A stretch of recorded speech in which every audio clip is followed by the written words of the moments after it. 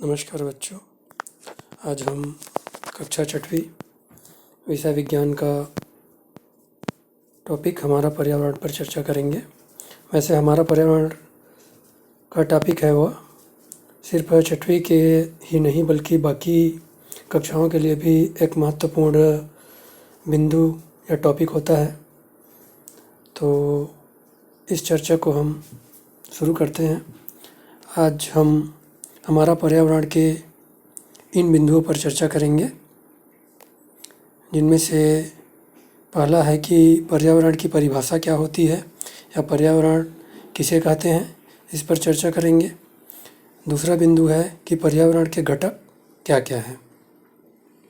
घटक के बाद हम चर्चा करेंगे उत्पादक किसे कहते हैं। उत्पादक के बाद अगला बिंदु जिस पर चर्चा करेंगे वह है उपभोक्ता। उपभोक्ता किसे कहते हैं। उपभोक्ता के बाद अब घटक के बाद चर्चा का बिंदु है खाद्य श्रृंखला। खाद्य श्रृंखला किसे कहते हैं और पर्यावरण से किस प्रकार से संबंधित होता है। उसी प्रकार उत्पादक, उपभोक्ता और अपघटक किस प्रकार से हमारे पर्यावरण को प्रभावित करते हैं, इस पर भी चर्चा करेंगे। और चर्चा का अंतिम बिंदु रहेगा हमारा वर्षा जल संग्रहण। तो आइए बच्चों, आज का यह चर्चा हम शुरू करते हैं। पहला बिंदु है हमारा पर्यावरण का कि पर्यावरण की परिभाषा क्या होती है या पर्यावरण किसे कहते हैं। हम सभी जानते हैं कि पर्यावरण दो शब्दों से मिलकर बना होता है, परिधन आवरण। परिधन आवरण के शब्दों से मिलकर बना होता है और परि का जो अर्थ होता है वह हमारे चारों ओर, और आवरण जो हमें चारों ओर से घेरे हुए हैं, अर्थात हमारे चारों ओर से जो आवरण घिरा हुआ है उसे पर्यावरण कहते हैं। चित्र में भी हमें दिखाई दे रहा है स्पष्ट रूप से कि हमारे चारों ओर का जो पर्यावरण है वह जलमंडल, स्थलमंडल, वायुमंडल और जैवमंडल, इन सभी से मिला जुला कर बनता है।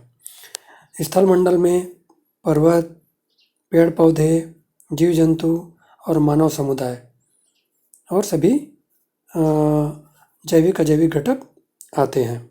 इन सभी से हमारा पर्यावरण बनता है। अगला बिंदु है कि घटक क्या क्या है उसके, पर्यावरण के। तो पर्यावरण के घटक हम सभी जानते हैं कि यह घटकों को प्रकार भी के नाम से अपन परिचित हैं। तो पर्यावरण के घटक जो हैं दो प्रकार के हैं। पहला है सजीव, जो जीवित है उसे सजीव कहते हैं। हम सभी जानते हैं कि सजीव जो सांस लेते हैं, जो चल फिर सकते हैं, प्रचलन करते हैं, जो वृद्धि और विकास करते हैं और जो अपने समान जीव उत्पन्न करते हैं, यह सभी सजीव के अंतर्गत आते हैं। सजीव के उदाहरण की बात करें तो हम सभी जानते हैं कि जो चल फिर सकते हैं, सांस लेते हैं, उनमें जैसे कि उदाहरण के रूप में देखें तो हाथी है, गाय है, मनुष्य है, पेड़ है। चित्र में भी स्पष्ट हमें दिखाई दे रहा है कि सजीव के अंतर्गत मशरूम है, फ्लावर है, जेब्रा है, ड्रैगन फ्लाई है, फिश है, फ्रॉग है, ट्री है, क्रोकोडाइल है, बर्ड है। यह सभी सजीव घटक के अंतर्गत आते हैं। घटक का दूसरा प्रकार है वह है निर्जीव, जो जीवित ना हो, जिसमें प्राण ना हो। जो सजीव के विपरीत है वही निर्जीव है, अर्थात जो जीवित ना हो। तो निर्जीव घटक में उदाहरण की बात करें तो बॉल हो गया, कुर्सी हो गया, सूरज, मिट्टी, चित्र में भी दिख रहा है teddy, doll, chair, cloud, skateboard, यह सभी निर्जीव घटक के अंतर्गत आएंगे। अगला बिंदु उसी में उसको विस्तारित रूप से पर्यावरण के घटकों को हम देख सकते हैं कि पर्यावरण के घटक के अंतर्गत प्राकृतिक और मानव निर्मित यह घटक आते हैं। और प्राकृतिक में जैवमंडल, स्थलमंडल, वायुमंडल और जलमंडल। मानव निर्मित में देखते हैं इमारतें हैं, पार्क है, पुल है, सड़क, उद्योग और स्मारक, यह सभी मानव निर्मित पर्यावरण के घटकों के अंतर्गत आते हैं। मानव भी एक पर्यावरण के घटक में ही शामिल है। अगर कोई व्यक्ति है, व्यक्ति का समूह मिलकर परिवार बनाते हैं, आपस में सदस्य मिलकर, और परिवार आपस में मिलकर एक समुदाय का निर्माण करते हैं। ये भी पर्यावरण के घटकों में ही शामिल होता है।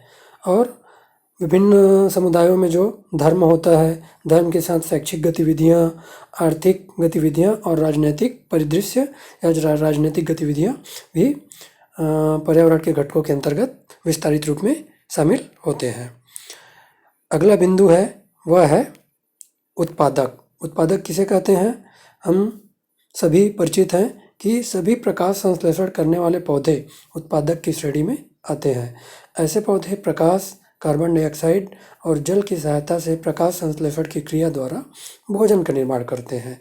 प्रकाश संश्लेषण की क्रिया हेतु पौधों का क्लोरोफिल या हरित लवक जो पाया जाता है वह इसके लिए महत्वपूर्ण भूमिका निभाता है। क्लोरोफिल पौधों के हरे रंग के लिए भी जिम्मेदार होता है। हम सभी जानते हैं कि पौधों का पत्तियों का रंग हरा होता है। वह हरा रंग इस क्लोरोफिल या हरित लवक के कारण ही होता है और सभी पौधे प्रकाश संश्लेषण की क्रिया द्वारा अपना भोजन बनाते हैं। तो सभी पौधे उत्पादक की श्रेणी में आते हैं। उत्पादक के बाद अगला बिंदु है उपभोक्ता। उपभोक्ता किसे कहते हैं? उपभोक्ता सभी जंतु उपभोक्ता की श्रेणी में आते हैं, चाहे वह प्रत्यक्ष या अप्रत्यक्ष रूप से वनस्पतियों पर निर्भर होते हैं। इसी कारण इन्हें उपभोक्ता कहा जाता है।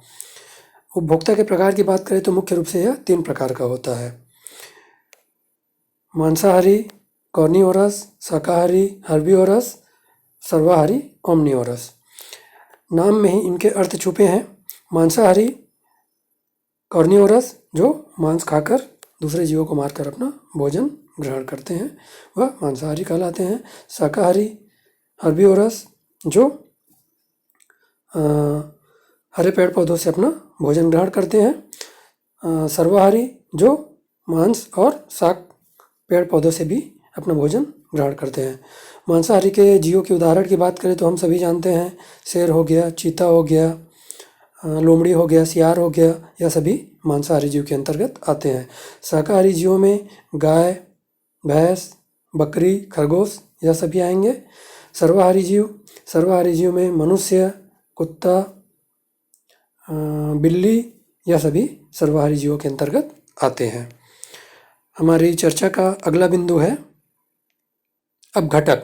हम सभी परिचित हैं, अपघटक सूक्ष्म जीव होते हैं जो कि सभी मृत जीवों, चाहे वह वनस्पति हो चाहे जंतु हो, को उनके पार्थिव अवयवों में तोड़ देते हैं।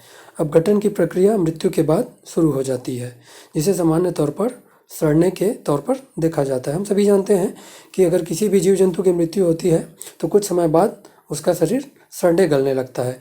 तो यह शरीर को सड़ने गलने में जो सहयोग करता है वह यह अपघटक जो होते हैं, सूक्ष्म जीव होते हैं, वह इसमें महत्वपूर्ण अपनी भूमिका निभाते हैं। यह हमारे पर्यावरण के जो चक्र होता है उसको चलाने के लिए बहुत ही महत्वपूर्ण चक्र होता है। क्योंकि अगर कोई जीव अगर मरता है तो उसके बाद उसका शरीर अगर सड़ेगा नहीं तो सोचिए कि पूरी पृथ्वी में उसका भंडार लग जाएगा और हमारा पर्यावरण का जो चक्र है वह गड़बड़ा जाएगा। तो अगला बिंदु पे हम आते हैं।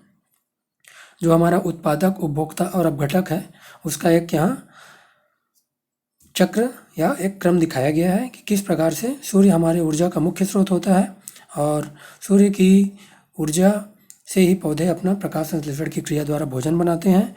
उसमें इन हरे पौधों पर प्राथमिक उपभोक्ता जो शाकाहारी जीव होते हैं वह निर्भर होते हैं। इन प्राथमिक उपभोक्ताओं पर द्वितीयक उपभोक्ता जो होते हैं वह, और ये द्वितीयक उपभोक्ता पर तृतीयक उपभोक्ता निर्भर होते हैं।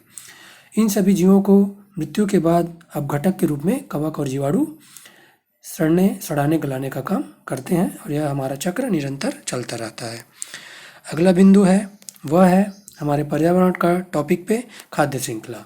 खाद्य श्रृंखला हम सभी जानते हैं कि पारिस्थितिक तंत्र में विभिन्न खाद्य श्रृंखला मिलकर एक जाल का निर्माण करते हैं जिसे खाद्य जाल कहते हैं। इसमें खाद्य ऊर्जा का प्रवाह विभिन्न दिशाओं में होता है। एक खाद्य श्रृंखला का संबंध दूसरी खाद्य श्रृंखला से होता है।